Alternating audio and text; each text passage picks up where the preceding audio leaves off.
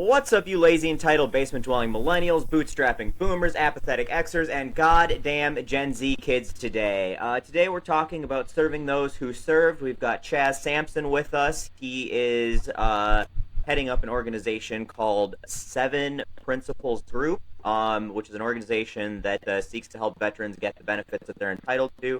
So, Chaz, thank you for being here with us. Can you tell our audience who you are and where you got to what you're doing now? Yeah, great question. Thank you so much for having me. And for listeners out there, I look forward to offering some value, and hopefully you walk away from this feeling pretty fulfilled. But for me, professionally, I was a rater in the Department of Veteran Affairs in Washington, D.C., where I made the final decision on VA disability claims. I processed in my tenure there somewhere around, I would say, 20,000 cases that I've, officially made decisions on that were binding.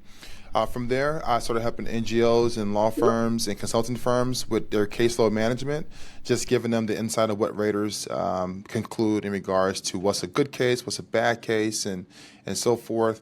I tell you what, no one gets into this business wanting to get rich or make money. So it was never a thing to get into this business. My background is finance, and I'm also an NFL agent as well. So that's where most of the fun is at. But I got into this business because one, there was a huge need out there in the country. This was back in 2013 timeframe.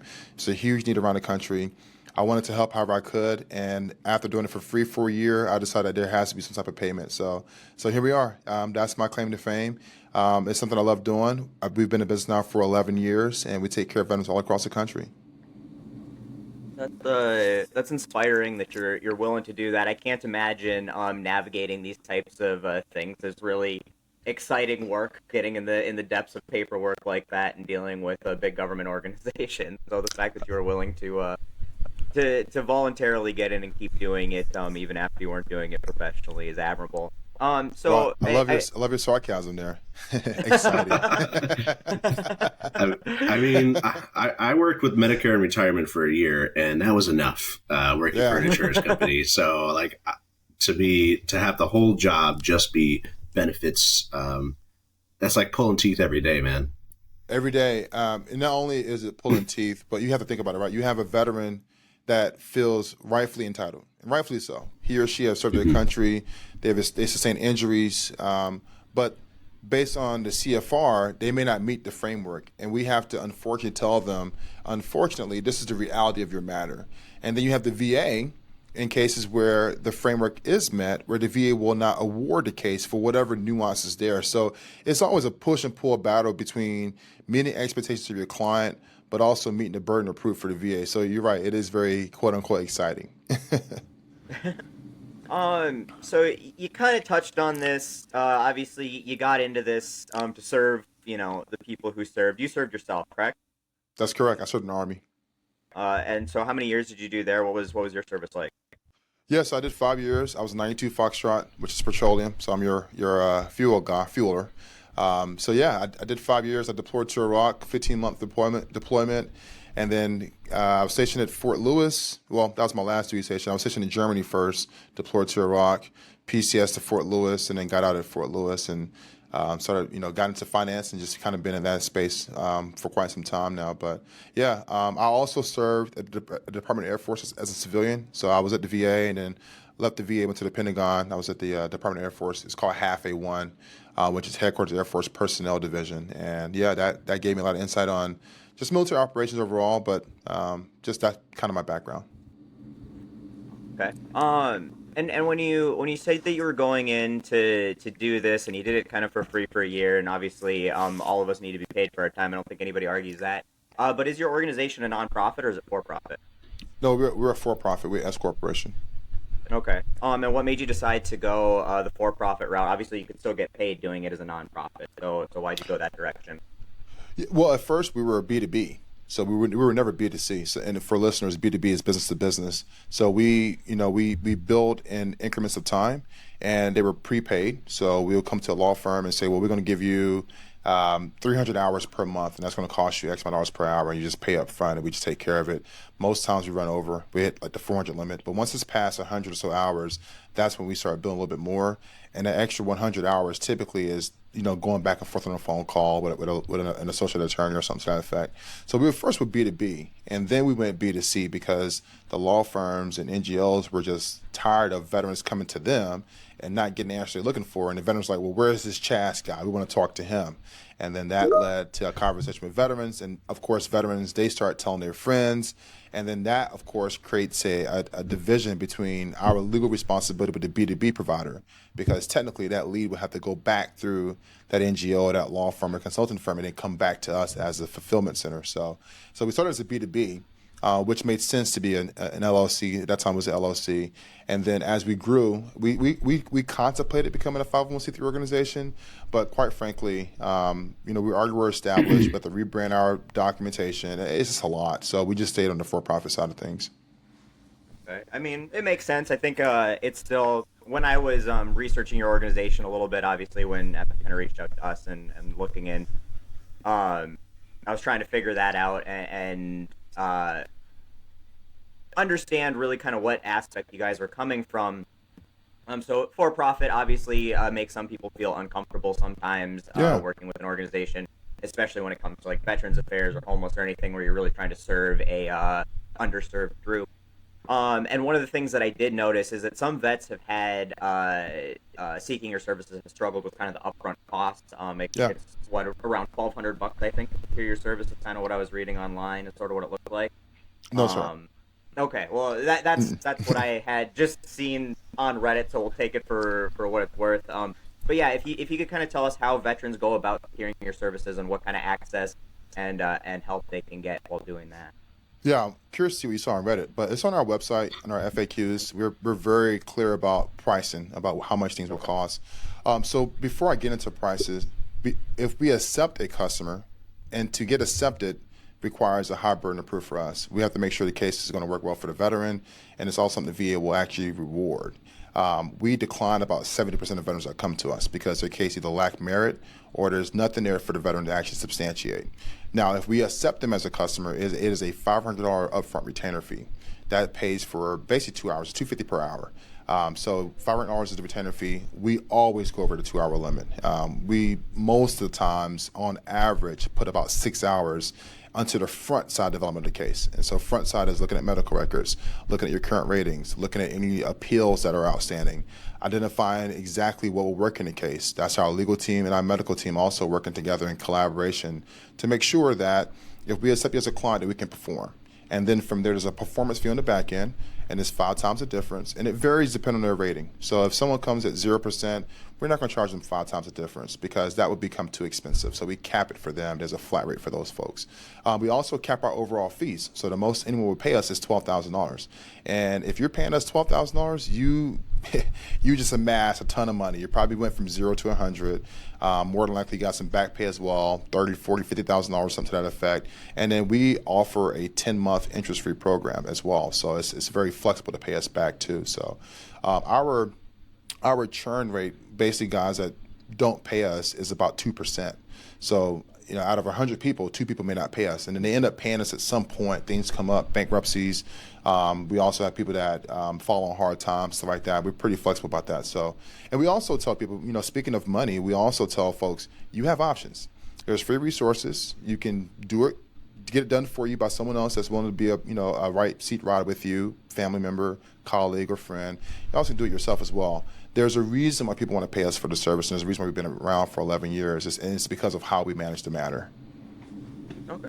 No, that all makes sense, and I think where that 1,200 figure, it was one person telling their story, so that's probably where they got it, that was the 5 times the difference on their particular situation. Yeah, if someone goes from 0 to 10%, that is $0 to $100. We just use the 5 times the difference model, which their balance is about $800. So 800 plus 5 is $1,300. So they're bought right there.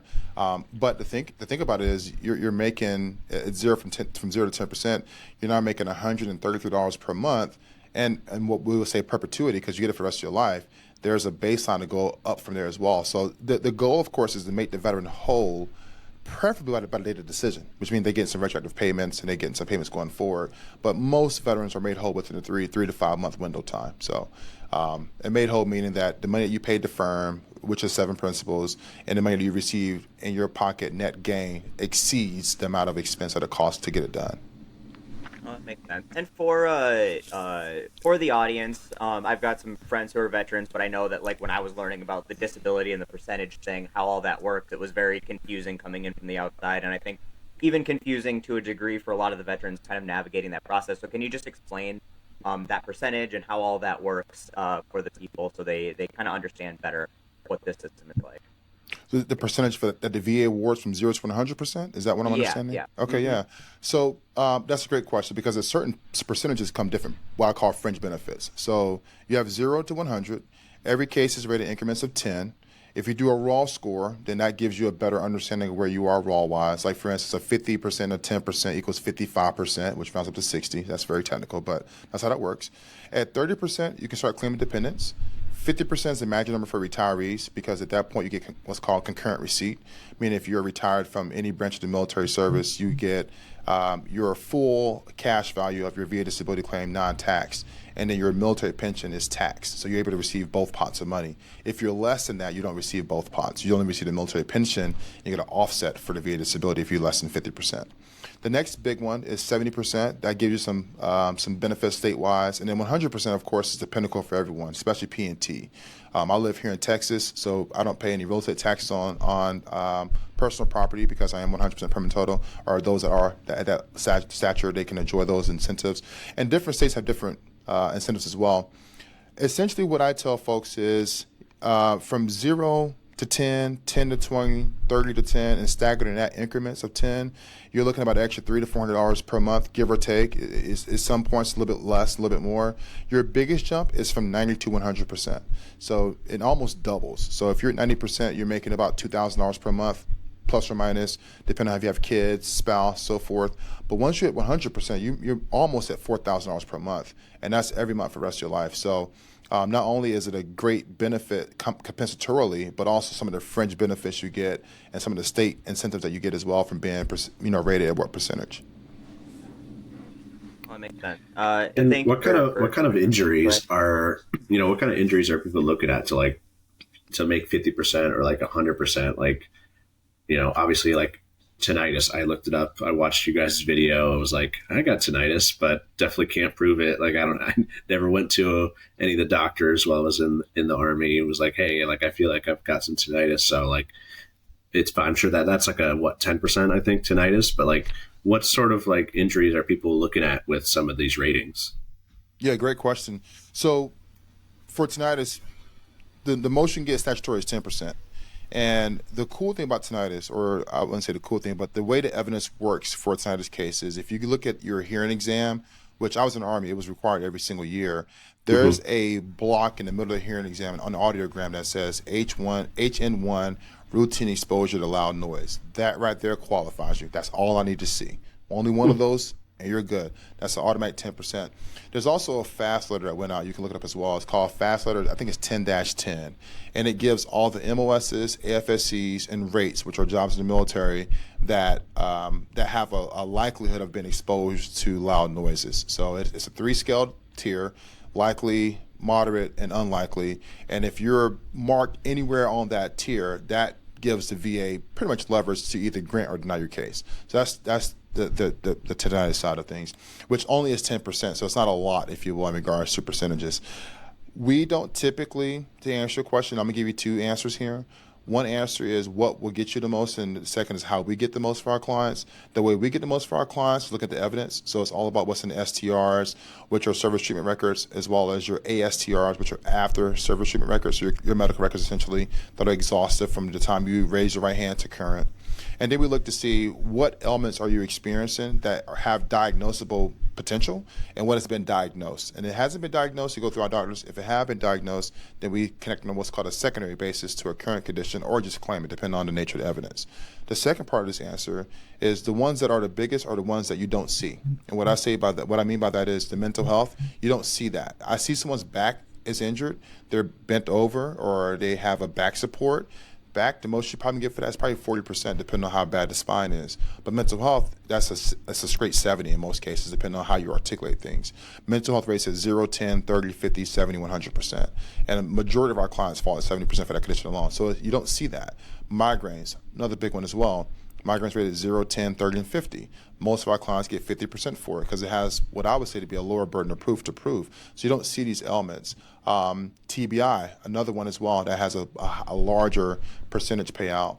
The things you do see, like knees and back and hips, those are very small, but they do add up pretty quickly because you have 2 hips, you have 2 knees, you have, the feet is, you have 2 feet, but it's rated as 1. It's called a paired organ. It's rated as 1. So if you get pes planus or plantar fasciitis, those are rated at 0, 10, 30, and 50. But those are also big ones too. So I tell folks to understand the rating criterion for sure. And then whatever that rating criterion is, make sure you fit within the confines of the rating criterion. And that ensures that you get the most you can out of your rating percentage. One of the other things that I found interesting about that rating percentage of disability is like that it doesn't equate to how disabled you actually are. Like, you can be 100% disabled and still work and get around fine and maintain a full-time job. Yeah. Can you kind of explain that, how that equates?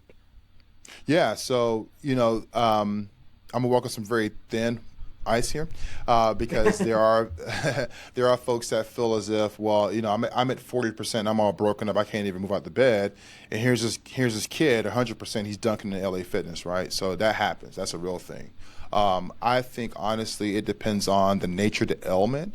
If you are someone that has a bad back, a bad knee, and a bad foot, and you're dunking in LA Fitness, you probably manipulate the system, I would imagine. But you can have guys and gals that do have 100% based on, like I expressed before, the unseen conditions that are still able to move around and go about. So what I always implore people to do is, if you see someone that looks able-bodied and they are in great shape, they look good, they don't look like they're 100%, if you want to be nosy, I would ask them what makes up their 100%. Maybe a little offensive. You may need to have that relationship with them first as a friend, where they can be a little more open about how they got to 100%. But oftentimes, the 100% are things that are unseen, especially for a lot of our women veterans. There are things that are going on internally that we will never see or know unless they're a doctor or their spouse that equates to 100%. So I just try to, have our veteran community have a little bit of patience and grace with people, because you'd be surprised what veterans are going through that they're not sharing with you, or that you can't see, that actually does equate to 100%. And for those that are at 100% or even less than 100%, and they have these egregious elements like the spinal stenosis of the spine, and they're hooping at LA Fitness, it could either be a good day that day and they're going home to recuperate and you won't see them for a month or so, or they're somewhat malingering, or it's a condition that has gotten better over time, but the VA hasn't evaluated for it again. So, which is called an RFE, a routine feature examination. Those were really big when I was at the VA. I would do a lot of RFEs. If I get a young guy, 22, 23, 24, and he has a back condition that's just really egregious, chances are if he drinks enough water and exercises and have enough, therapy, by the time he's 35, he's going to probably feel a little bit better. And then we reduced the case from there as well. Congress didn't like that. So they remove RFEs from that whole entire process. Because one, it is a waste of money. Most veterans come back and they're able to perform and show that they are at the same injury level that they were when they were rated prior to. And more importantly, it just takes a lot of money to actually coordinate the hospital visits and the CMP exams and so forth. But yeah, back to the point, I would definitely tread with a little bit of caution, because looking at cases now, I've been doing this for 13 years. I've touched 35,000 cases. You'd be surprised at some of the things that veterans are experiencing, and they're suffering in silence. And it's things that you would never know. I mean, these are men and women that look great. They have great careers. They look polished, squared away, as we say in the military. But when I look at their medical records, it tells a total different story. And that's my secret I take to the grave, but that's the case for a lot of veterans. Well, and in addition to all of that, which I think are all excellent points, because that rating system goes by overall percentage based on one thing here and one thing here and one thing here, that can add up to be more than just one big ailment that incapacitates someone. Is that correct? Yeah, absolutely. Yeah, you can have comorbid comorbid disabilities that coexist that creates an ailment. Like I have a client right now, he has, and I have worked with this client for 5 or 6 years. He's a retired two-star general. He's an admiral from the Navy. And I have worked with this guy on and on and on. He downgraded from an F-150 truck. He had this big superplex truck, big wheels, and now he has like a Prius or a Tesla or something. It's an electrical car now. But he had to do that because the knees got worse. That led to the back getting worse. Now he has radiculopathy, and now he's bedridden half the year. So we're talking about a guy that's super active, that if you would have saw him 5 years ago, if you would have seen him, you would think that, oh, no way this guy should be, I think he was 90% at that time. No way he should be 90%. He's running around, he's active, he's running marathons, but behind closed door, half of the year, he's bedridden because the sciatica issue he has is just overwhelming to the point he can't get out of bed. So those are the things, to go back to my point, and also answer your question, that they comorbidly exist and they cause the veteran to be incapacitated for X amount of time throughout a year. Well, thank you so much for going through that whole process, because again, it's really confusing, especially to people outside of kind of the military community, to understand like how all veteran disability stuff works and the stuff that they've got to deal with to get those benefits that they're owed. I wanted to talk a little bit. I want to get back to veteran stuff, but I did want to talk a little bit more about you, because you ran for mayor. You've been politically involved, correct? So, Yep. so tell us a little bit about why you ran for mayor. What you were looking to achieve politically doing that. Yeah, I am a lifetime problem solver, lifetime learner and lifetime problem solver. If I see a problem, I want to fix it. That's just my personality. And so I come from Fayetteville, North Carolina. My parents ended up moving to Spring Lake, which is a very small suburban community right outside of Fayetteville. Fayetteville has a population of, let's say, around 400,000 residents, and Spring Lake has a population of about 20,000, so significantly less. And I saw an opportunity to build a commercial sector of business there back in 2017. I was just too early for my time, honestly. I had a big vision that the city wasn't really. I wouldn't say they weren't ready for it, but it wasn't a good timing for them in the city. I ran because I felt as if I could bring the resources that I had at the time and the knowledge of doing business and negotiating deals. I feel like I could bring the capital back to that city. At that time, their budget was $12 million a year, and I know households that run off double that. So I figured I could double it. And so that was my goal. I ran for mayor for one reason, and that was to build a community. I wanted to solve an issue with unemployment in that community, and I also wanted to bring some third-party initiatives to the area that will create business growth and just bring some more tax base to the community as well. My big vision was to bring in commercial sector businesses that will offer jobs on a sliding scale, meaning that your convicted felon could be, lower totem pole, if you will, if his skill sets match such. And you can have a PhD guy that's running the engineering department. Like, there's a whole sliding scale of jobs there, and in return, give the commercial businesses an abatement, which is a tax incentive. And I collect tax, or the city collect taxes based off of the payroll tax from the employer, so as well as the employees paying their taxes as well. So that was my whole shift, money-wise. I'm a finance guy, so I looked at it from a finance standpoint. But I think what I learned in that experience is that politics is very local, and you have to really tap in with the emotions of the people and what they are really experiencing. And I was 30 years old, so that was almost 10 years ago. But you have to understand the motives and the needs of the people from a very intrinsic standpoint, not just from an extrinsic, multi-layered macro standpoint. And I think that's where I failed at.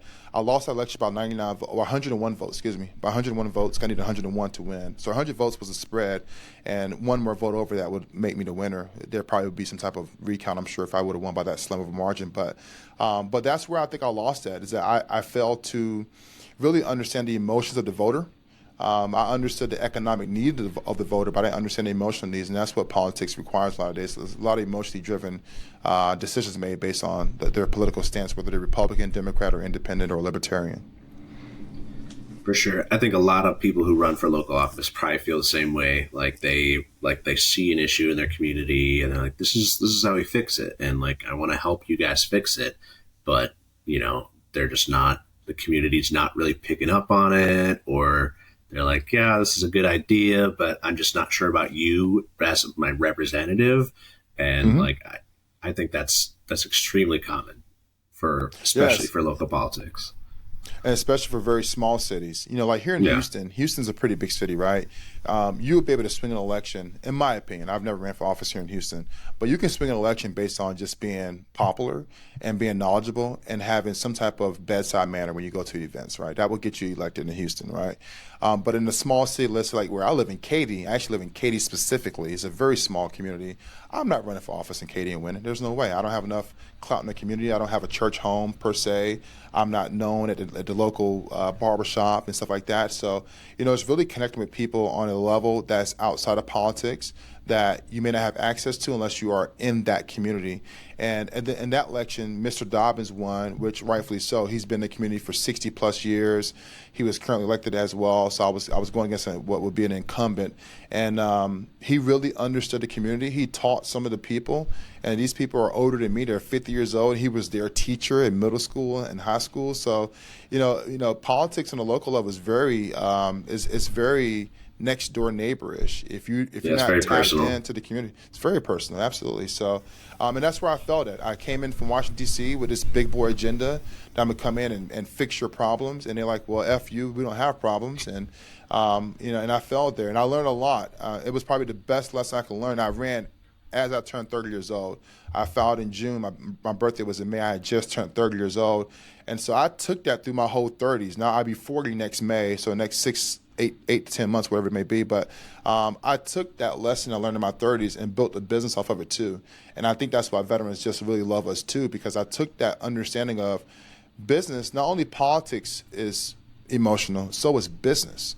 People like to do business with us because we tapped into something that no other companies tap into, and that's who you are as a veteran. We want to understand who you are, what your motives are, and how we could best serve you. And that's why we win so much business in the veteran community, which is why I became an NFL agent too, because my personality just became that way from being involved in the public for so long, especially on the federal side. On the federal side, I couldn't really interact with the public because I'm giving a decision to the public. So I have to keep it very general and very, ambiguous in sense. But now I'm in your schools, I'm in your barbershops, I'm in your churches, I'm in your grocery stores. I can shake your hand, I can kiss your baby, and, I'm that guy now in a sense. So I take the same practice to represent the NFL players, to also making sure our veterans are taken care of too. So it's just a personality trait at this point.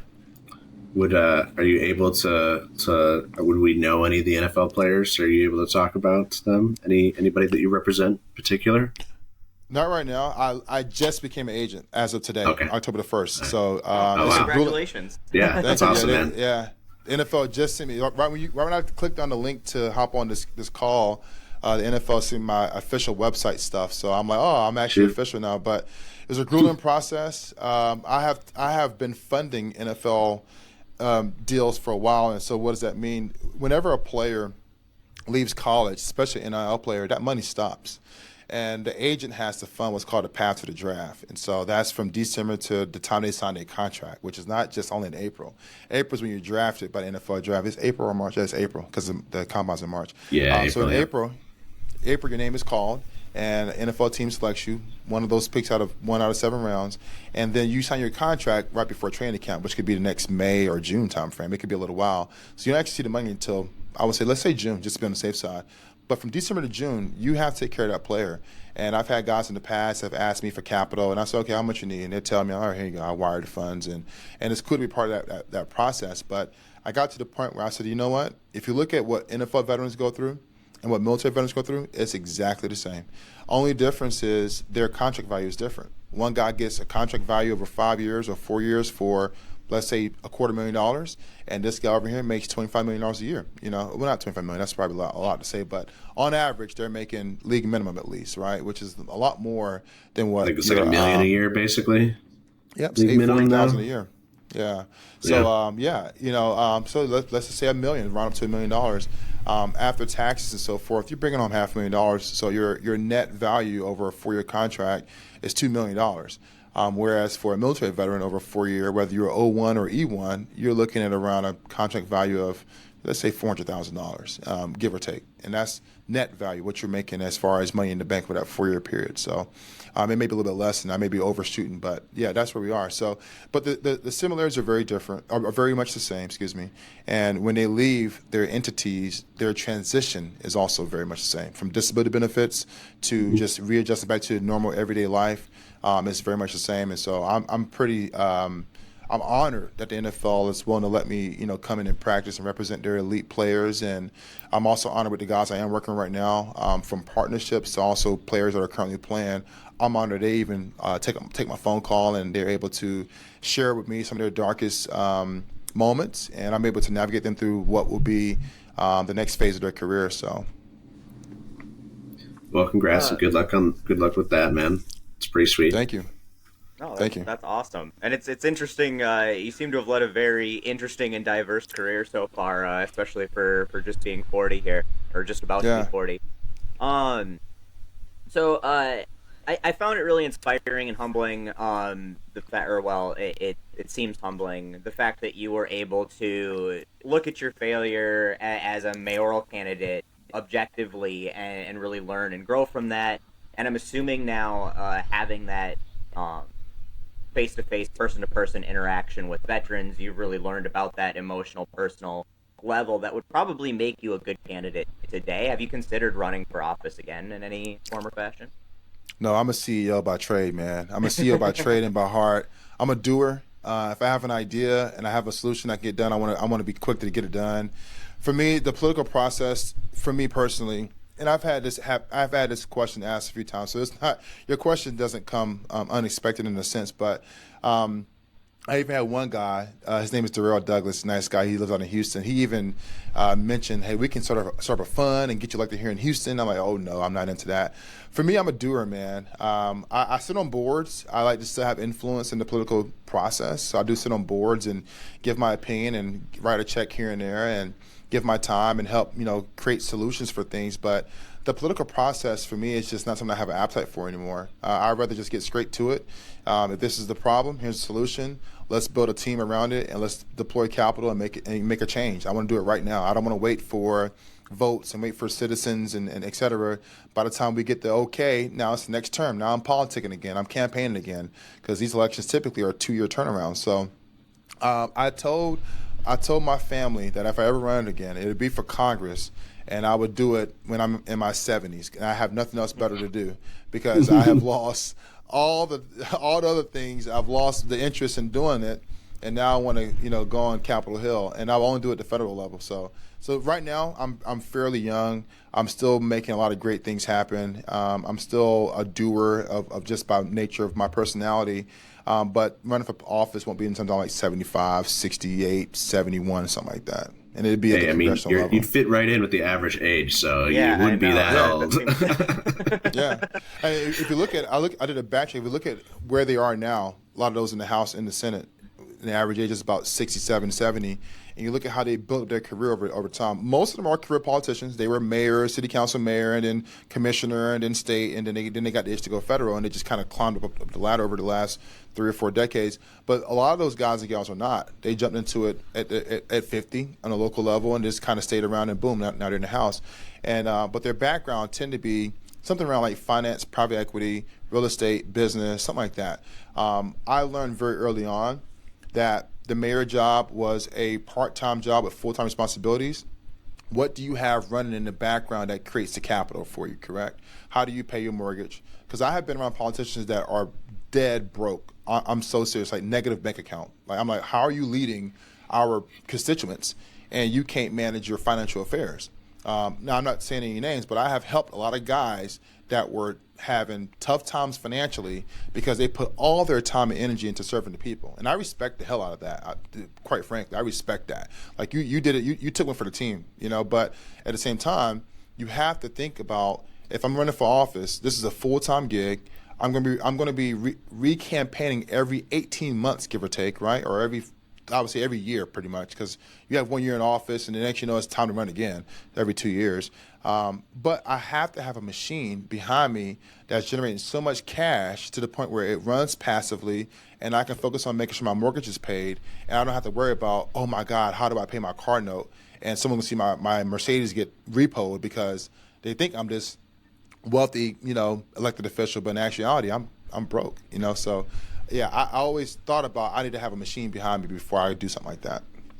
I do think that people are kind of sick of seeing the Mercedes driving politicians these days as it is. So, the Honda Civic driving politicians are probably a bit more relatable. We would like to see people, we don't want to see anybody starve, but we definitely like to see people represented more as where the average American is, paying their bills, paying a mortgage. I don't know. We got plenty of billionaires in office right now too. So yeah, I know several elected officials around the country, mostly in the bigger cities, and they're not driving Mercedes. They're driving Maybachs. They got drivers. They have chefs. They have a pretty laid out lifestyle, but they also have come from backgrounds that supported that. So they would have had it regardless, whether they were governor or whether they were senator or not. They would have had it regardless. So. It happens. Yeah, and I think that part of the issue there is because they would have had it regardless. They've never been in touch with the people that they're representing. They've always come from wealth, and they don't understand the struggles of the average person. That's curious, though. I am curious if you did decide you sit on boards, or if you did decide to run for office tomorrow, and you had some political sway to do something. What are the policies you'd advocate for? As far as Veterans Affairs, kind of tying it back to what you're doing and kind of the core of this conversation, what are the main policies that you would really like to see improved on that front? You'd like to be advocated? I would definitely go with a more expedient process of allowing veterans to have choice on where to get their health care at and having it billed back to the taxpayer in some regard. You have to manage it, though, because you don't want to get to a point where veterans are getting veneers and BBLs, right? You want to kind of manage this process, but I would like to see there being some type of expedient process. And I'm going to give you my background. Whenever I moved to Houston's a metro city. It's a pretty big city, right? It took me a month to get an appointment with a PCM. And then when I got an appointment with the PCM primary care manager, once I had that first appointment, I had made another month for an actual specialist to see me. That's 2 months. I had bursitis in my knee.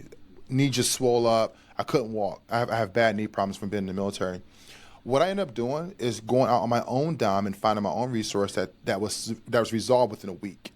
So having some type of medium there where veterans can go to an urgent care facility and they don't have to go through the paper process, it could be more automated, I think would be one of the first things I would work on. On the benefit side, I would like for there to be some type of choice for veterans to make a choice on who does their benefit claims. There are people out here in our country that hate what we do for a living. There's people that love what we do. There should be some type of rule that says the veteran can choose whoever they want to choose and not have all this back and forth with Congress. There's people in Congress that agree with us, and there's people in Congress that don't agree with us. That's just how Congress works, unfortunately. And that's on the local level, too. That's state, Senate, state House representatives. That's also at the federal level. But those would be the two things I work on is benefits and health care. As far as everything else, I think that there is a really great benefit for being a veteran nowadays. If you really tap into the benefits that are out there, and there's a massive amount of them, I think there has to be more educational resources out there that aren't archaic. Like I tell you what, this is kind of off the topic a little bit, but the White House dropped a TikTok a few days ago, and it was them doing a dance with Caleb Downs from Ohio State. It was so catchy. I left a comment. I got a comment on it. I must tap in. And I was like, way to go, White House. This was pretty lit. Like, it grabbed my attention. I'm sure it grabs young people's attention as well. It went viral, obviously. But the comment feed was so positive because they saw another part of the White House. These are people, too. President Trump's a person, just like the rest of his cabinet. They're people. Everybody, they have a different authority, sure, but they're people too. And to be able to reach out to that voter, reach out to that young person and give them information is so key. And I think a lot of times on the federal level, they unfortunately they can do a better job of meeting people where they are. And that's what I would want to enforce is meeting people where they are. So more initiatives on TikTok, more initiatives on Instagram and Facebook. And I'm just talking as a guy on your podcast, so I'm not trying to really run for office. But to answer your question, I would want to do something where people get information in real time and meet them where they are, which TikTok was pretty cool. I'm not sure who's running their TikTok page, but it was pretty smart to do it that way because I saw the message in what the content said. Not many people probably saw that because they may not have the federal eye like I have, but I saw the message and it was well received. Sure. I guess So there's a downside too. I mean, there's the whole Instagram video of them with the Pokemon theme song, arresting random people as their ice, Yeah. got to catch them all. Like, that's pretty crazy too. Yeah, that was pretty cringe. I'm not saying they're perfect. I'm not saying I agree with all of their content, Yeah. but that one particular piece, and mostly I think because it's Caleb Downs, and he's a high draft pick for this. He's probably going 1 overall, 2 overall, but he's a high draft pick. It's a common name, at least in my industry. And the Ohio Buckeyes, they're really good, and the dance that they're doing in the end zone is pretty catchy too. So I think for me, I like the fact that they took a trend and they took some trendy people in football and put it all together to create a message. That was cool to me. The concept you guys were talking about, I don't remember that, but it sounded like it was kind of cruel from just like the tone of what you guys are expressing. I don't agree with cruel content, but I do agree with content that informs, that's personable, and that's entertaining. For sure. I do think that politicians in general have been very late to the party to utilize social media to engage with constituents. And we've seen a few. I think Jeff Jackson out of North Carolina has probably been the most successful He's at solid. it. Yeah. And I do agree. I think that direct, from me to you, this is what's going on, has a lot of benefit there. I do want to ask, especially, there's been a lot of cuts, a lot of not real well thought out handling of all of the government agencies here since this administration has taken over. And that has obviously affected the VA in some ways. How have you seen that affect both your job, what you're doing to try to get kind of this stuff moved through, and how veterans have been able to utilize these benefits? Because it can't be. Yeah, we actually have seen the opposite. We've seen claims come back a lot faster. We've seen better decisions. Last year was rough. 2024 was rough. It was like we were getting everything was denied, and then we will appeal and win massively, right? It was like, why are we going through all these extra steps? But this year, it's been a lot better. We've gotten decisions a lot quicker. They're more straightforward. They're more predictable because we know what's going to work, what's not going to work, because we just understand the federal process. So I would say it's been really great thus far in regards to getting responses back. I would take it a step further, let you know that when inflation's high and when mortgage rates are high, people's money are a little tighter. So it makes it a little harder to collect on the back end. So what we see on our end is the claims work at the same rate of speed. We're seeing more approvals happening as well because we only put cases together that are going to be approved. We're seeing it happen in a lot faster time frames as well. But what we also are seeing is the American consumer, the American taxpayer, they're in a crunch. And so they're using the money that we're generating for them to pay outstanding bills. We've seen an increase in bankruptcies. So we have clients that their lawyers will send us a document saying, hey, they're in Chapter 7 or whatever chapter they're in. These are the debts that they're getting, that are being wiped off. And we just say, okay, it's forgiven. Like, we're not going to go after you for it, obviously. But we're seeing an uptick in people needing payment plans. We're seeing an uptick in people that are coming to us to find another way to squeeze some compensation from somewhere. If I can make another $2,000 in my monthly VA disability payments, I can then cover my mortgage now, which is now, I got a new house a year ago and I'm paying a 6% interest rate or 7% interest rate. And my mortgage on a $500,000 house is now, $4,000, where last year would have been like, 28 or something to that effect. So that's what we're seeing on our end. Whenever the economy is not doing well and the interest rates are high and the Fed rate is high as well, that puts a pinch on consumers, which they then come to us to get more money, but then it's harder for them to pay us in the back end. But we're just so flexible about our payment plan that it just works for them.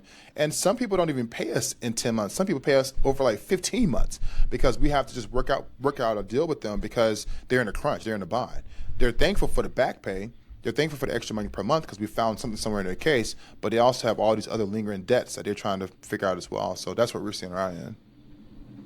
And I suppose most of the stuff that I've been seeing and frustrations I've been hearing from veterans I've been talking to has to do probably with something you work with less because you're not working on the actual healthcare side of it. You're working on the benefits, payment side of it. But with the rural hospitals closing down. It's Oh yeah. already there's not great access for veterans to Mm-hmm. VA services as is, and now a lot of those are getting shut down. And longer backlogs with the what you were just talking about. I mean, I know that was a little bit before, but longer backlogs than even that for getting the health care they need. Do your customers talk to you about these kind of issues that they've been facing? Is there any way that you're able to help them with those kinds of things, especially considering what's going on? Absolutely. We actually have been working on an initiative to help the rural America. It's called the Rural America Initiative that we've been working on here in the firm. And we are trying to figure out how to do this without it costing us so much. But rural America, unfortunately, nowadays is being forgotten at a very alarming and quick rate. One of our directors, his name is Aaron Roper, he lives in Selma, Alabama, which is as rural as it almost gets. Very small little town. He ran for mayor there recently as well. He's a really great guy. We're happy to have him on our team. But he's been the one spearheading the initiative of the Rural America Initiative. But yes, we are seen as a problem. Not only do they have inadequate access to health care, when CNP exams are administered, they also have trouble getting there because they will make it 40 miles out. They pay the veteran to go there, but I mean, it's not enough for a real tank of gas. Let's be honest here, right? It's not going to be able to cover your real expense of what fuel costs will Well, a cost lot you of to go these from. people, especially if they're struggling financially, may not even have access to a car or reliable Exactly. transportation to get themselves there or anything along those lines. that's Obviously, if they're yeah. And that's what I was getting to. You're absolutely correct. They don't have the reliable transportation, and guess what happens? They miss the CNP exam and their case get denied. So then we have to be creative and reposition their case in another location so they can go with family members that will take them to the appointment and it be timely. And sometimes a veteran may not act in a quick enough time frame because our process, like I said, goes by very fast. Like we get a CNP exam done, or we get a case completed, a CNP exam is scheduled, and the veteran's like, oh, this CNP exam is for next week. I don't have transportation to go from here to there. It's 40 miles, 50 miles away. So it's the timing as well. So you're absolutely correct. Not only is it an issue with having access, but it's them having the means and the resources to get to the CNP exam or get to that appointment that's causing the case to be messed up. So that's what made us really think deeper about how can we solve this issue, because like I said, we're problem solvers. How can we solve this issue of rural American veterans that don't have access to health care, that need the access, that are being overlooked, and sometimes the resources are just being totally wiped away? That's it's been something frustrating because I live in rural America, and it's been something frustrating to see. I have friends and know people who are veterans out here that do struggle with that. A lot of them, they have to drive nearly an hour to get any type of Sometimes two. service. Yeah, And that's it's unfortunate. I think it goes back to, I wouldn't say it's greed. I think it goes back to just the notion of, if I'm able to position myself in a bigger city, service a bigger population, I'll make more money. The numbers are very straightforward and clear. But in that essence, it also leaves out millions of people that work and live in a rural America that aren't being serviced. And, to be frank, I don't know the solution just yet. It's something that we're working on, but hopefully we can be able to, one, find some funding or have funding to be able to solve it and, bridge a gap. They used to have CBOCs, which they still have a few CBOCs, which are community-based outpatient clinics. Those used to be the caveat to service the rural community, and those have been closing down too. So I'm like, oh my God, they closed down CBOCs. What are we going to do now? Like, there's no connection for that veteran that's in rural America to get to the care that they need from the VA. So, and then in addition to this, obviously, financial issues contribute exponentially, like mental health issues. When you're struggling to pay your debts, it's really hard to be emotionally okay. If you're worried about losing your house or how you're going to pay your rent or how you're going to put food on your table. And then there was destaffing of the suicide hotline there that just happened for veterans as well. And I've got to imagine that that's been contributing significantly, kind of with the combination of those things. Less access to health care, sometimes, a pinch in the economy, and now not having those resources. Have you noticed anything with that as well? Yes, we have. So it's unfortunate to talk about, but every year we deal with death cases every year. Man, it's almost making me cry because I have one colleague that did commit last year that I just haven't got over. But yeah, so I'm sorry if I could take a break a little bit. But every year we deal with death cases, man. Our clients pass away on us. some for natural causes, some due to their ailments, and some for suicide. And it's been an uptick every single year. And it really happens right now in the fourth quarter, October, November, December, specifically November, December timeframe. It's something that we're trying to manage ourselves. So not only do I have the responsibility as CEO to make sure my team, they have the mental wherewithal to understand that this is an unfortunate process of our business, but also to have compassion for the family and meet a need some way, somehow. And so what we have been doing over the last few years, out of the kindness of our hearts, is what I do specifically, because I'm the CEO of the company, is I actually send, if there's a final balance due, I send a portion or the whole thing, depending on how much it is, I send it straight to the family in whatever way they want to receive payment. So, and that's just a gift from us to them. It's anonymous. They don't even know we're doing it. Only one family found out that we did it for them. And that's because no one else sent money. And they were trying to figure out where does money come from. They backtracked and they figured it out. But for us, we're trying to, one, manage the expectations with our team members of when a veteran of ours pass away. We have veterans that we have very close relationships with, and then they just drop off the face of the earth, and we're like, what happened? 3 months later, the wife calls or the husband calls. So we're seeing an uptick in that. I know there was a statistic. I don't really follow it as much because it's kind of daunting on my mental. I think it was like 22 a day we're dying from suicide. I think it increased by like 23 now that we're dying from suicide. And I have been teetering back and forth for a while to try to figure out a solution on how we can reach these men and women that are committing suicide and reach it before it actually becomes a commitment. So, yes, on our end, we are seeing that. Every year there's a small uptick every single year of cases that the veteran has passed away, and we try our best to make sure that we can support the family. A lot of these guys and gals, they did not come from means, and they died without means too. So this spouse is struggling to do final expense, if you will, and we just try to be a blessing to that family and give them a few $1,000s to help with burial costs and gathering records. We do have 2 spouses that we've been working with to kind of walk them through DIC, which is the dependency indemnity compensation. It's a compensatory benefit for the spouse of a veteran that passes away. So, and we do it at no cost, obviously. It's just like something, it's part of our CSR. We have a corporate social responsibility we do every single year where we give back to our local communities, and we're in like 16 communities now or something like that effect. So we give back either direct cash or time or a combination of both. Free benefit claim analysis. We walk people through the whole process, do it for them. If we get someone that's like homeless veteran that come in our office. I live here in Houston. I'm in a big city. As you can see in my background, there's a whole lot of traffic going on. There's a lot of veterans that meet me in person. They meet me in person and they say, hey, Chas, you're the CEO of Seven Principles. I will stop what I'm doing literally and do their case right on the spot. And that's part of my personal CSR and the company's CSR. So we're trying to find some type of solution. I think for us, the biggest thing is the money side, because it's very, very expensive solution. And we're talking millions and millions of dollars that we just don't have, that we have to deploy to fix the problem. The other way is to go boots on ground, but then it becomes a little, you can't really narrow in on who your customer should be and who you should be talking to. So the best thing to do is set up an ecosystem for them to come to you. That's where you know who you're talking to and how to help them. But that takes millions of dollars of funding.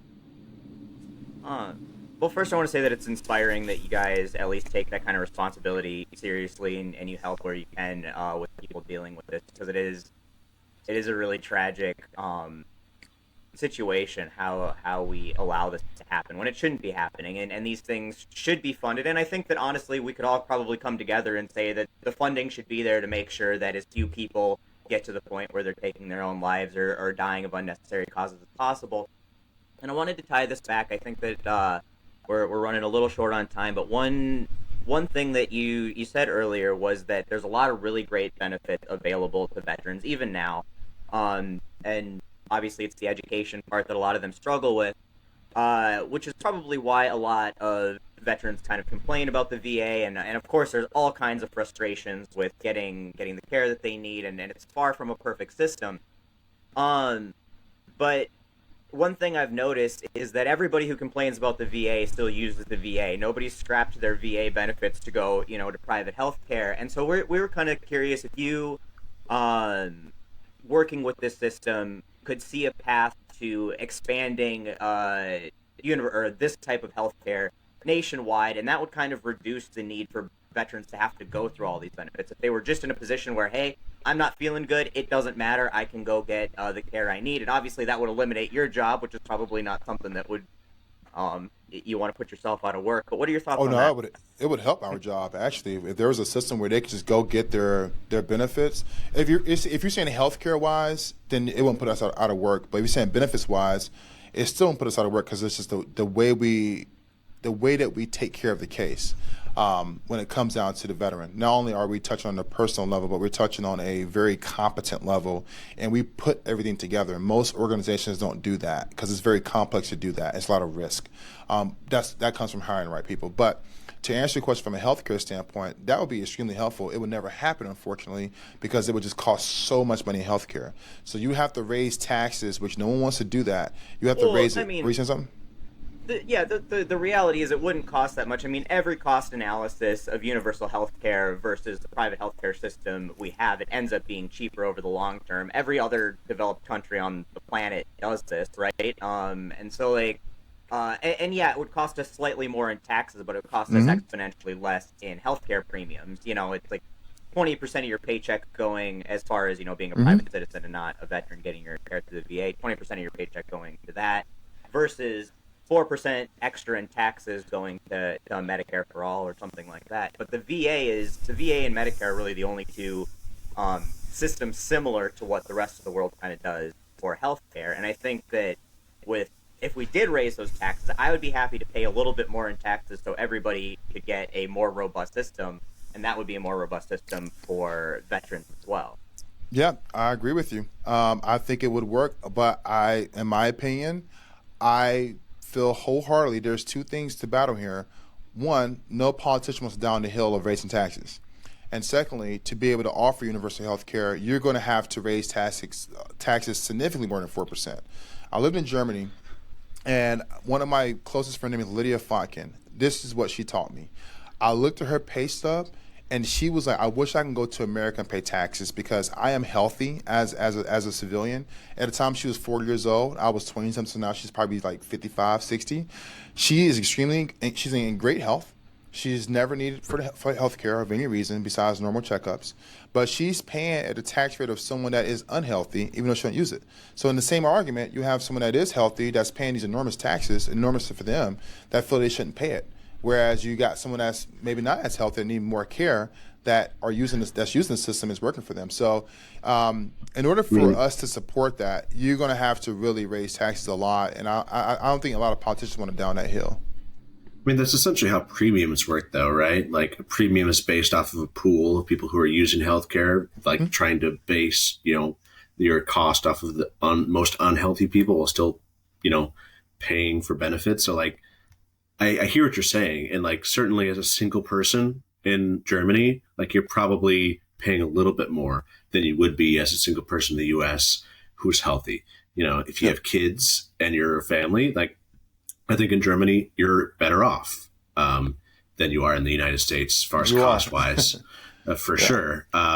So I think it's just a shifting of a mindset of, instead of a premium, you're going to pay that premium into a tax, and it's still based off the same thing. That premium is still based off of, like, you're still paying for people who are unhealthy. That's why premiums rise. It's because people use more healthcare. So, like, it's really it's not a big difference, other than you don't have 2/3 of American bankruptcies being caused by just receiving healthcare, and the mental stress of having to choose between paying rent, paying for your car, or going to the doctor to to me, I think it's a no-brainer. But I hear what you're saying, but I think we could there's a conversation that we can shift the mindset of people. In addition to that, I mean, your friend specifically in that mindset seems kind of short-sighted, because I've been very fortunate the majority of my life. I've rolled the dice because I was too poor to afford healthcare for a good portion of my time out of college, and that has paid off for me, thankfully. But you're one accident, you're one undiagnosed thing away from needing very expensive healthcare. Yeah. And Lord willing, you live long enough to get to that point where you need that health care. And so to say that I'm 40 right now and I don't need it, so fuck all these people that do, But then, if she did that and she lived in America, I bet she'd be wanting to move back to Germany as soon as, that healthcare situation came around and you're having to pay 20% co-pays and, all the things that come with our system. And so that's where I really don't understand is that at a certain point, you're either going to need this, and if you don't need it, you should consider yourself very lucky that the option was there if you ever did, and thank Lord you didn't. I just, and then you're taking the profit motive out of healthcare at that point, which I think has really been detrimental here in the United States. It has, which makes it very tough. Like I'm saying, I'm not being pejorative with what the position is. I think there should be healthcare for all. Quite frankly, I mean, I just had a baby. I have a son. He is almost 3 months old. Congrats. 4 days Congrats, old. man. Yeah, thank you.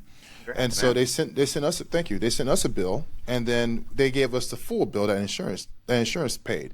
And so I think it was like $40,000 for everything that we had to birth the baby. That's ridiculous to me, right? I know they cost $40,000. I have an idea of how much things cost, and so. But luckily, we had insurance that was taken care of. However, in the same sense, insurance makes such a massive profit, and it's my belief that politicians play a part in the profit, gathering. That it's going to be very hard hill for a politician to die on, because not only do they lose votes from saying we're going to raise taxes to support this, but they're going to lose profits from wherever their investments are as well in insurance. And most people that are investing in the market, you definitely hold some insurance stocks because they perform at a great level. Average rate of return for insurance portfolio is 8 to 10% returns per year. I'm not going to say no to not investing in AIG or United Healthcare because I know I'm going to get 8% on my money. So, and then if I own part of insurance or own a clinic that I bill insurance, I'm definitely not going to go against my own best interest. So I think the nature of what we're discussing is right on. It's definitely needed. We should have a system that everyone has equal access to health care.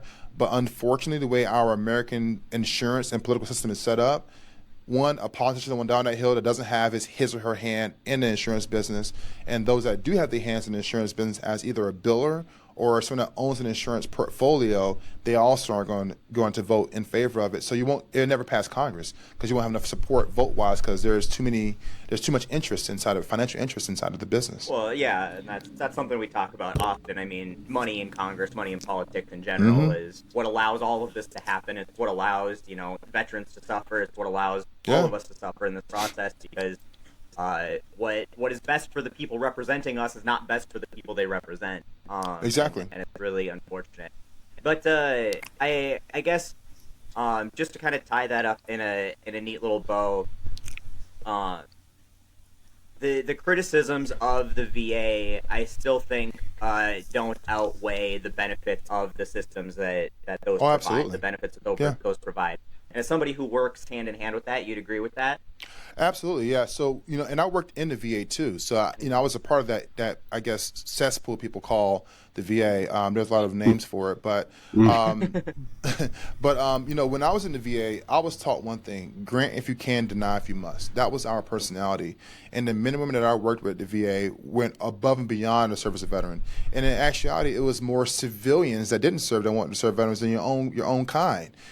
Veterans will look at your case and say, well, this guy was in the Air Force, so he didn't do anything. Screw this case, right? Air Force, they had they have their personal biases, right? Or you get a guy that was Army, look at an Army guy case, say, oh yeah, he was stationed where? Oh yeah, give him 100%. Well, not give him 100%, but they'd be more likely to give you the benefit of the doubt because there's some personal biases. So I've, in my personal experiences, have seen civilians go above and beyond to service the military community or veteran community because they don't have a bias. They don't know either way. They don't know the difference between a Green Beret or a SEER guy. They don't know. They understand evidence, they understand the rules of the law, and they apply it appropriately. So, the men and women that I work with, and veterans like to, went above and beyond the service, men and women of the country. I think where things go wrong is there are many veterans that have very high expectations, but they have low evidence. And they don't know the difference between that difference, right, until you tell them. We ourselves get in trouble by our clients. If you look at our Google reviews, we have like 1 or 2 one-star reviews because they didn't get 100%, but they got something. So it's like the expectation was so high that it came to us thinking, oh, you guys got all my friends 100%. I should get 100%. And it's like, no, that's not how that works. Like your evidence was just different. So you got 90%. Be happy because you went to 90 from 60. So, we get guys and gals that get upset with us because they didn't get 100% or they didn't get what they thought they should have gotten. We get guys and gals that come to us that don't get accepted, which we get one-star reviews on that from time to time as well, which is ridiculous to me. But we get penalized for that by telling them, unfortunately, your case lacks merit. We're not going to take your money and we can't perform in your matter. And it's only $500. It's not a ton of money, but for some people, $500 is the difference between electricity or their claim getting completed. And we totally understand that. So, I think, the VA gets a bad rep. Are they perfect? Absolutely not. Can they do better? They absolutely sure can. But do they live up to like some of the degrading comments that are out there? No. And I say that, I'm not saying I'm pro or anti VA, but I have worked inside that ecosystem, and I have seen the hearts and minds of the people that I've worked with, at least the ones in Washington, D.C. that I've worked close with, and I have never seen anyone that wanted to go out the way to hurt a veteran. They always went above and beyond to help the veteran, and a lot of times it's just missed expectations. And unfortunately, on the federal level, you can't come out onto a panel or onto a speaking event or be a keynote and say, this is what I did for the last year and how I made my decisions. You can't really do that. There's no space for that. And it would take forever to kind of, I guess, download all the information in your brain, all the cases that you've done over the last X amount of years to communicate to the general public of why things are the way they are. And so that's why I was expressing before, if there was a medium like TikTok, for instance, which is, I'm not a big TikTok fan, but I have kids and I get pretty hip to what they have going on. A medium that really kind of breaks it down so there's at least an expectation, understanding of what they can get, I think will work well for veterans. But that may be some time away from now. I don't think the VA is really into TikTok, so. Yeah, I can't imagine that they really got the resources to set aside for making TikTok videos. But I do agree that better education resources that are more engaging and easier to digest. Because anything, it's not just the VA, anything when you get into politics, taxes, anything that has to do with something you need from the government usually ends up, even like applying for zoning permits and stuff like that, Yeah, gets confusing. And I'm so doing that right now. We do developments here in Houston, and there's no zoning rules here in Houston, but there's permitting rules. And it's with any government organization, there's always a barrier, which is unfortunate. And hopefully, if the government is listening to this, that they at least think about other options like TikTok or Instagram or social media, even like text messages. Like the VA texts me, I'm on their text platform, and they would text me like, go read this article. But the thing is, when you go to the article, it's like 15 articles in one. And it's like, well, which one should I really read? Which one applies to me? And my situation is very custom, So we built an actual AI app that comes out this month, which is pretty cool, that helps veterans really conceptualize their whole reality of their case. They can ask ChatGPT, my condition is this, how do I get that? And it tells you how to do it. So we're trying to do whatever we can within our means to really help the community and do things that are free of charge too. That doesn't cost a dime. Just buy into the ecosystem and put your question in there and you get an answer. So things like that. Because I'll tell you a funny story. The VA tried to do it. I got inspired from it. They tried to create a chat line that uses, I would say, AI. And you answer the question, like, how do I service connect migraines to my mental health?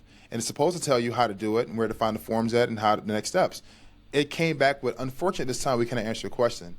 And that gave me the inspiration to solve it because I got the information from Reddit. I got it from Reddit. There was a Reddit user that was upset about the VA portal not answering his or her question. And there's a whole thread about it. There's a bunch of screenshots. Like, yeah, I tried the same thing and they wouldn't answer my question. So I was like, what if I could build something like that where it just answers your question and it's no charge to you? And so we built it. It took us 1.5 years to build it, but we built it. And it deploys this month. Actually, today, I have a meeting at 3:30 right after this call here, 3:30 Central Time, to go over the final deployment of the application to the country. So I hope that it works. We put a lot of money and time and thought process into it, so hopefully people love it. Hopefully it can be just one more avenue for veterans to get solutions that they need for their cases. Oh, I mean, honestly, that sounds like it'll be an incredible resource, something really impactful. Where will people be able to find that? Yeah, if you go, it's open now. If you go to 7principles.com and go to our brands, there's a tab at the top, and do the 7 Principles app, you click there, and you just create an account. It's right now it's a web form, but it'll be a mobile app by the end of the week, give or take. And we built it for 2 reasons. One, because there's when you go to the VA's website, it's so confusing. Everything is just right there, right? You have to really find what you need, and then to be able to do the right thing the first time also is very expensive, because if you don't do the right thing the first time, you can lose your case. And then secondly, we had a lot of men and women that couldn't afford our services. They thought $500 was too much. Some people look at it as a cost. Some people look at it as an investment. If you look at it as an investment, you're probably better off, because we're not going to take your case if we can't win your matter and you get your money back. But for those men and women that looked at it as a cost, we lost our business. And we were thinking, well, not only did we lose the business, but we lost an opportunity to make another friendship, another relationship. How can we get them back to the table and offer them something that has value that they don't have to pay us a dime for? Well, maybe a dime, because there is like a little cost for credits in that system, because we do have to pay the servers and all these kind of stuff, but it's very minimal. But we decided to create this ecosystem where it does two things. One side of the app, it does a resume for military veterans. So it uses your AFSC, SFSC, your rate, and your MOS, your job in the military, and it creates a resume based on that, based on your experience in the military, your experience before and after, and it creates a whole exhaustive resume. We declined so many veterans for jobs because their resumes look like crap, and we were like, we want to fix that problem too.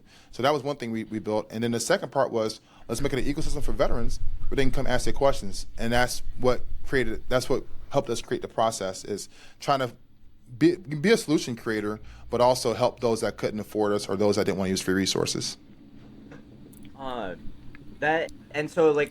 Sorry, I just want so the audience can know when it does come out, because about the time that this airs, it should be live. Probably live. Like, so what is the how can they search for that on the mobile app? What are they searching for when they go to find it there? Yep, app.7principles.com will get you straight to the app. Or on your iOS device, type 7 Principles app, it'll pop it up. If they want, it has a tutorial. So it depends, because there's a lot of moving parts in the app. So it has a tutorial where you can kind of walk through. But if they want to do the resume builder, there's a tab that says resumes. You click it, create your resume. If you're looking for VA benefits, there's a VA benefits tab. There's also like a little bubble at the bottom right where you can click and you can answer a question, and it will actually formulate an answer to you, what you need, where you need to go at, and so forth. And yeah, it's a pretty straightforward deal. You're going to see a lot of ads drop forward, a lot of TV commercials. We're going to put a bunch of money behind advertising it to make sure it's in the hands of the right people. And yeah, that's pretty much it. That's awesome. Awesome. Do you have anything else, Taylor? No, I guess, if there's one thing that you want listeners to take away from, what you guys do, or, your just personal mission, what would you like them to know about Seven Principles Group, or you, or, your business? Yeah. Well, first, Seven Principles is modeled after the 7 Army values, which is leadership. So, which is loyalty, duty, respect, self-service, honor, integrity, and personal courage. We put it into every single case. But before you use a firm like ours, there are free resources. You can look at the VFW, DAV. Most folks choose us for two reasons. One, because they want to make sure it works well the first time, or they have tried other resources and it hasn't worked for them, and they want to make sure they get what they need out of the case thereafter. So if they want to work with us, we're easy to find. 7principles.com. That's SEVENPRINCIPLES.com. And you can, of course, do an intake form. It goes to our team, and then, of course, we take it from there. But veterans should not leave money on the table. They should seek out whatever resource that they feel is best in their best interest to get their cases mitigated, whether they use a free resource, do it themselves, or use a company like ours. And more importantly, our big position is to make sure that we are honest by our client. I know it's very cliche, and every company says they're honest, but we're very straightforward about the matter. If we can take care of your case, you will get declined. Don't beat us up for it. We're just being honest with you about your matter and what we can actually perform on. And if we can't take your case on, 98% of the chance there's a likelihood we're going to win that case, because we're not wasting our time or resources, and neither yours or your resources, to come out at the end and not perform. So that's what viewers can take away. Me personally, if they want to interact with me, they can Google my name, Chas, C-H-A-S, last name Sampson, S-A-M-P-S-O-N, whatever platform tickles your fancy, from Twitter to Facebook to Instagram, TikTok. I'm all on there. Google me, tap in with me. I do have I have a show that I'm going to start here in November next month, where I actually do answer questions. I get a copious amount of DMs every day.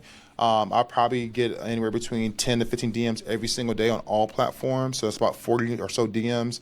I can't answer them all, unfortunately. But if you do DM me, I will be taking DMs and answering them on the show. That's where I can just, because some of these questions are very good questions that I know other veterans have as well. They just maybe a little shy to ask them. So I will be doing a more of a, I guess, a podcast style show where I just really go through all the Q&A I get. And that's Q&A from veterans claims, NFL, real estate, and mortgages. So it's going to be quite a jam-packed show, so to speak. So, yeah. Well, once you get this NFL thing rolling, are you going to be doing any like trendy TikTok dances with NFL players coming up here to help communicate this stuff? Absolutely, yeah. So there's this one dance that it's like a glitch dance that my daughter really likes. I plan on doing it with my friend Shamar.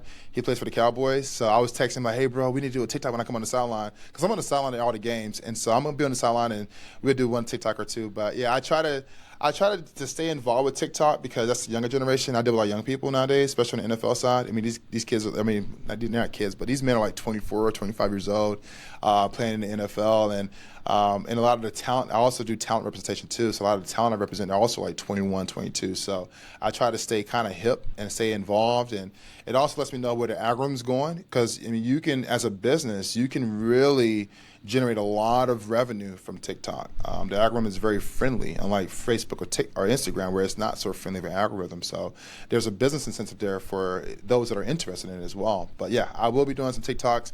My knees aren't the best nowadays, so I probably do more like the shoulder moving TikTok dances. Yeah, I was gonna say, how's your gritty? Like you got pretty good gritty. I got good arm movement. The leg, I don't know. Yeah, I mean, yeah, you should do. You'll get it. I can do a little dance and a little, right? Yeah. All right. Well, thank you again so much for coming and telling us about what you do, kind of breaking down some of those confusing obstacles and barriers for the layman about the VA process and kind of how everything works. And thank you for the work that you've been doing, putting in to support these people, even as a for-profit organization, making sure that you're, trying to be responsible and support the people and not look at them as just I didn't see there's a live chat. I'm sorry. Oh, no, you're all good. You're all good. There's a lot of chat here. Wow, this is dope. Would you be open to answer some of these questions? I can answer these questions. There's a couple questions. Absolutely. If you want to run through and answer any of the ones that came up. I didn't know it was live. I thought we were just chit-chatting. Okay. We let it go live for the recording, and then it goes for members only until the official thing goes live. So it's kind of like a behind the scenes for some people. But yeah, no, feel free if there's any of the questions. I was looking. I didn't see it. Okay, there's one question there. If you, Chaz, are faced between voting universal health care or keep going with your organization, what would you choose? What was the question? I'm sorry. That was kind of what I asked you earlier. It was like if you had to choose between universal health care or continuing, like in universal health care, assuming that would basically remove the need for organizations like yours, and you had the ability to choose one or the other, what would you do? Oh, universal healthcare. I mean, to be specific, we're on the benefit side, but let's say for instance, universal benefits, right, where they basically come out of the military and they get a rating decision. I'd be more than happy to close out doors. And just to give viewers a little bit more in-depth, look at things. One, you don't get into this business to become rich. You're not going to make $100 million on veterans claims. That's why we have a mortgage division, because you can make $100 million over there. You can make $100 million in apps. You can make $100 million in NFL. You're not going to make $100 million off veterans. It's just not. It's impossible. You can't do it, right? So for us, I had wanted to close the firm's doors 3 different times. This is not it becomes profitable once you figure it out, but it takes a long time to become profitable. But it's a lot of work. And if you don't have the right people in place, the company can fail overnight. If you don't have the right competency, the right competent parties that take care of the case. So for me, if the VA says, you know what, we're no longer offering benefits, it's all universal. As soon as you come out of the military, you get a rating, and that is what it is. You don't argue with it. It's yours for the rest of your life. And they are, let's say if they're more generous. Let's just go on the side of, let's be optimistic and say, you know what, we're going to give them what would normally be a 50% case, now a 90% case, right? So let's say a plus 40 margin is the spread on the net gain for the veteran.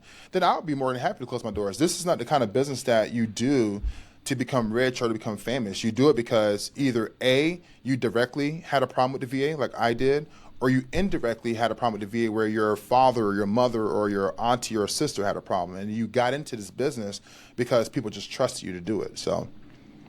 And yeah, so I think what the question they just kind of clarified here too is that it would be getting rid of veteran specific benefits altogether. That there would just be no veteran specific benefits because everybody would just be able to go to the doctor and get the benefit that they needed, or the health care that they needed. But I suppose that still wouldn't put you out because obviously with the disability they get money, like direct money for that, which is kind of what you're focused on more. Yeah, the money, the benefits that they get compensatorily actually opens up the eligibility for the health side.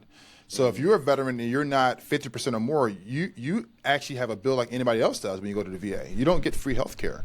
So in order to get free health care, you need to meet two requirements. You have to be 50% or more rated or have a condition that's service connected to get the actual care.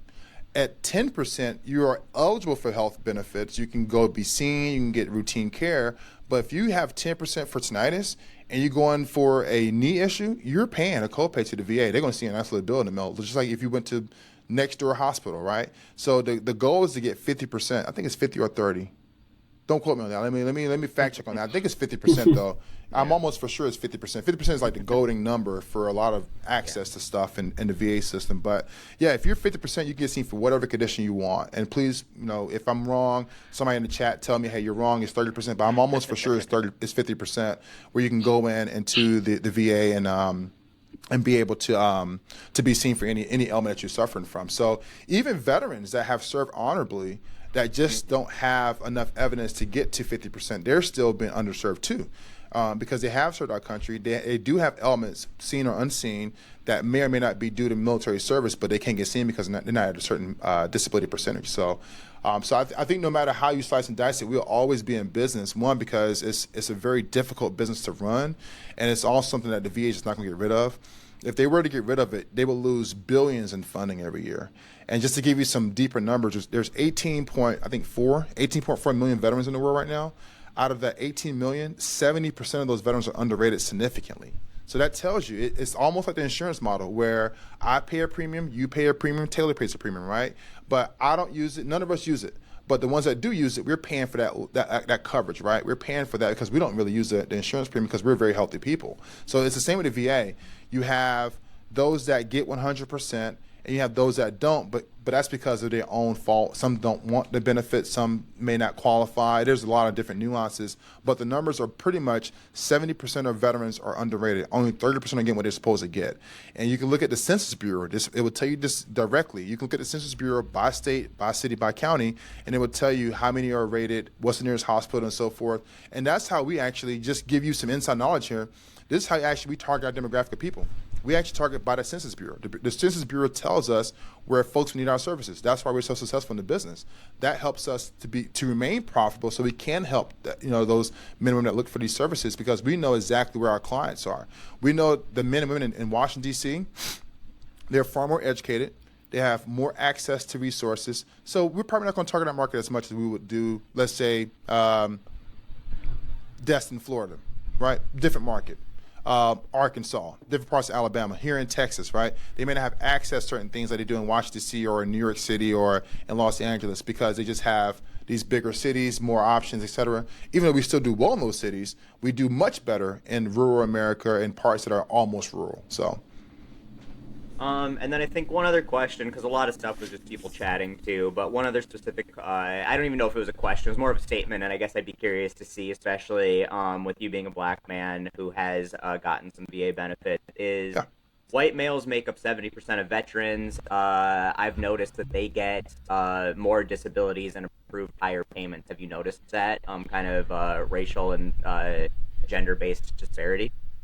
I wouldn't say disparity, but the facts are the facts that more white men do serve in the military than black men. Talking from white men to black men here. Most of our clients.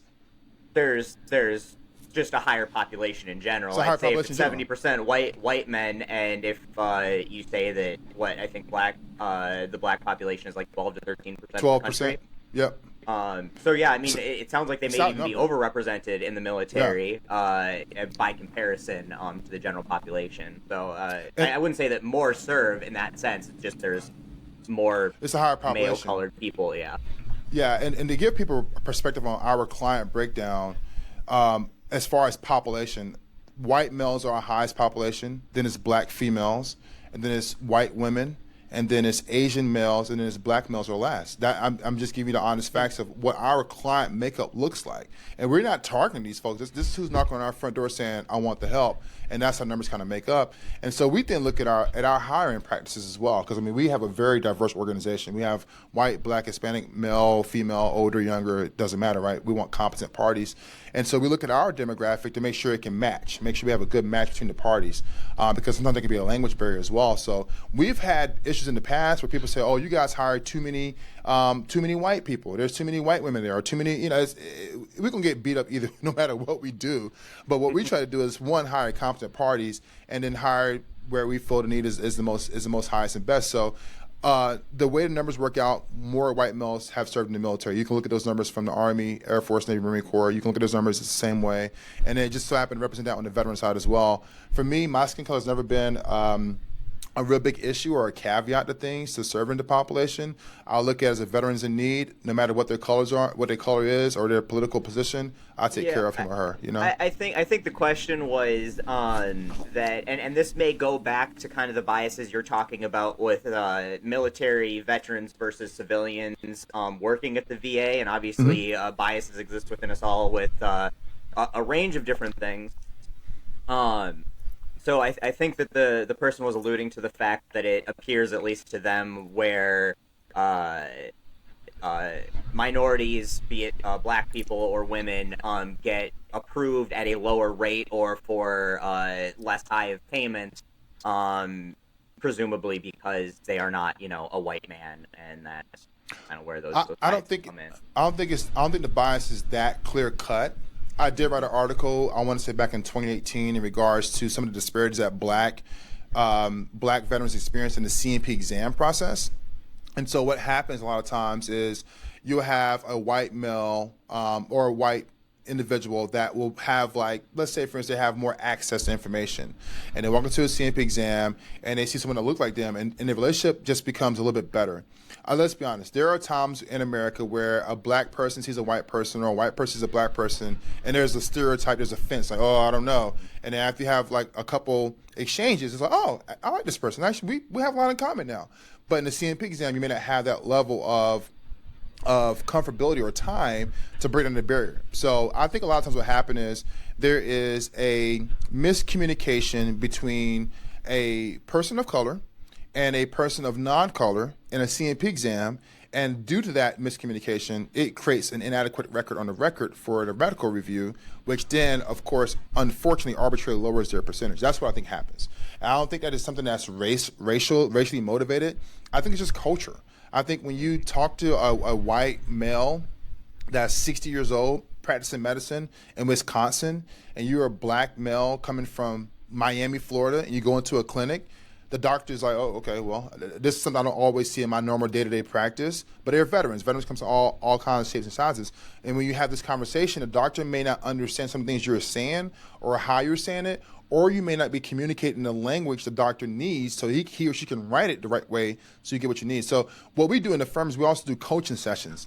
And it's not just for black people, it's for all veterans, because as veterans, sometimes we just miss the mark on communicating how serious our conditions are, miscommunicating the medical side of the condition. We just go and tell our story of what happened in the military, but that may not be what the doctor is looking for. So I think a lot of coaching is needed in regards to mending the communication gap between the parties, but I don't think that it's 100% you're black, you're getting less because I don't like you. I don't think that's the case. I think that's what ends up becoming that kind of communication, but in my years of practice, I don't see that to be the issue. Fair enough. I think that's really insightful. And I mean, that nuance is always important to consider because obviously when we talk, especially like racial or sexist issues, people immediately then go on the defensive on both sides, and sometimes that can put up a little bit of a barrier to solving what may not be an overtly prejudiced problem and has Yeah. one of those just societal things that people could work through for the betterment of everybody. So Yeah, I I agree. appreciate the nuanced answer to that question, and I really appreciate your time coming on here, giving us. Now it's been an hour and a half since we kind of dug into the questions here, so giving It us doesn't that feel like much it's been of that your time. long. I Yeah, know, man. right? It's It's for the been people. super. Yeah, it's been super interesting, and I just appreciate the fact that you're doing the work that you're doing, and the fact that you reached out to come kind of share your story with us. And yeah, I appreciate everybody who's listening, watching, allowing us to do this, to get to talk to cool people like Chaz, supports the channel. Everybody who subscribes and supports us financially as well. You guys are awesome. You can get merch at offjoewagon.com, both podcast merch and our regular merch. And if you are a veteran or know a veteran in need who's looking for assistance, please tell them to check out Seven Principles, because it sounds like they'll get at least some help, whether that's letting them know that they don't think their case can go forward, or they do. And check out that app. That sounds like an absolute indispensable resource. I think a lot of veterans have been. So thank you again so much for the work you've been doing. My pleasure. Thank you for the viewers as well. Absolutely. Yeah, it's been a pleasure. And we hope that if anybody's watching or listening that needs services, they can reach out to you to get what they need and, improve their lives. All right, guys. We will see you next week. Yep. Tune in. Thanks, guys. And stop. Yeah. I couldn't find